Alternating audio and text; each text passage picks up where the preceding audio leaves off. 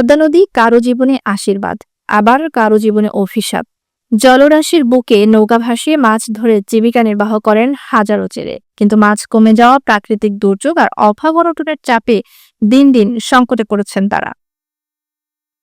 পদ্মা নদীর বিশাল জলরাশি, যেখানে একসময় নৌকাভর্তি মাছ নিয়ে ফিরতেন জেলেরা, সেই নদীতে এখন মাছ কমে গেছে চোখে পড়ার মতো। জলবায়ু পরিবর্তন, দূষণ এবং অতিরিক্ত আহরণের কারণে পদ্মায় মাছের পরিমাণ দিন দিন কমছে, ফলে জেলেদের আয় রোজগারে পড়েছে সরাসরি প্রভাব।